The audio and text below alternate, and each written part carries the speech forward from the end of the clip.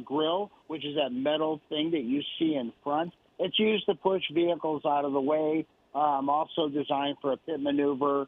But in this case, it is heavier in the front, yes.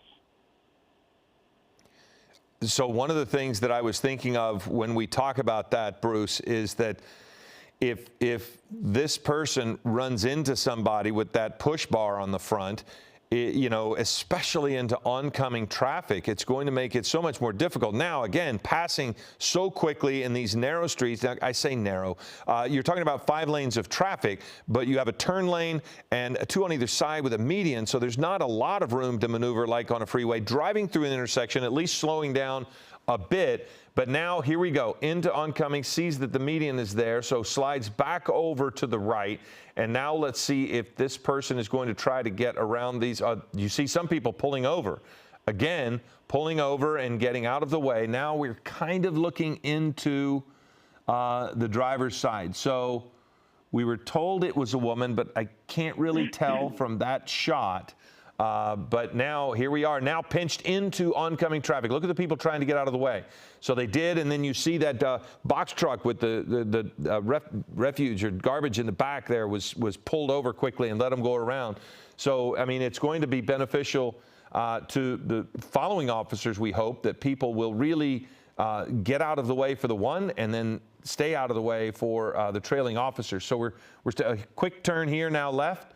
And, you know, this is making me think, because this started in Compton, this person now in Fullerton does not likely know where they are or aren't familiar with it unless they were heading that way all along. It sounds as if we might be in a cul-de-sac here. And if we're in a cul-de-sac, the driver is going to have to make a decision. So now we've pulled into an industrial area.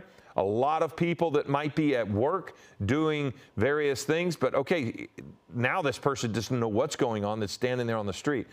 So will this person be able to get out of this section with officers behind, now driving through the parking lot of this construction area? Looks like train tracks there. Quick right turn. At some point, Bruce, they're going to be able to get pinched. So here we are. And there's not going to be a lot of places to go. The question now becomes, what happens with this felony stop? This person has access to weapons in this vehicle, which is deeply troubling for everyone involved in this, whether it's law enforcement or bystanders. Now, they have to be careful of what might happen with her here. You don't want to put the officers at risk. So now she's pulled forward again. The driver has pulled forward. And, Bruce, you can't pinch this person in, right? I mean, it's just too risky. It's very hard. Plus, you have a vehicle that is armed, whether the suspect has access. Okay, here's the pit maneuver. They tried another pit maneuver. We don't know yet. Sorry to interrupt. They tried another pit maneuver, but it was a difficult position for them to be in.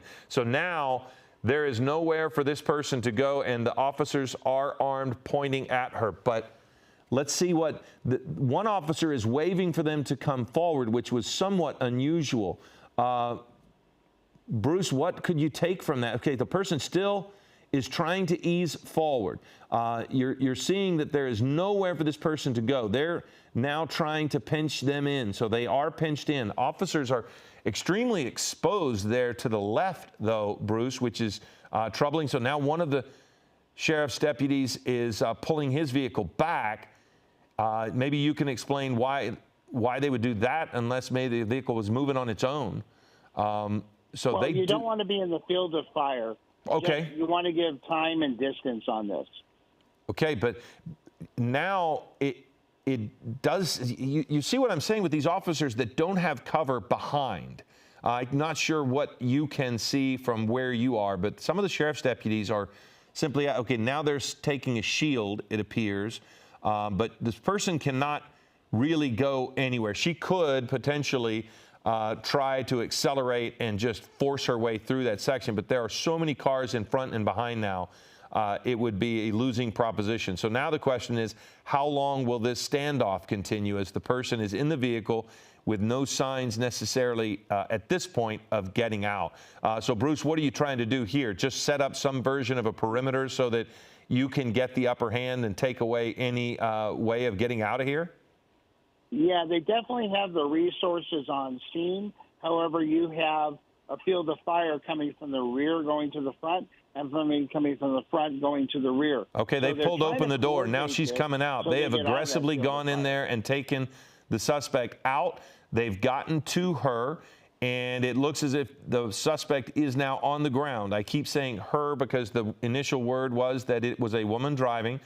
We now have the suspect on the ground, and I'm shocked they went up that quickly and pulled the driver out of the vehicle, given that we were told they were concerned about weapons in the vehicle. But that is a good outcome. It looks as if the person is in custody.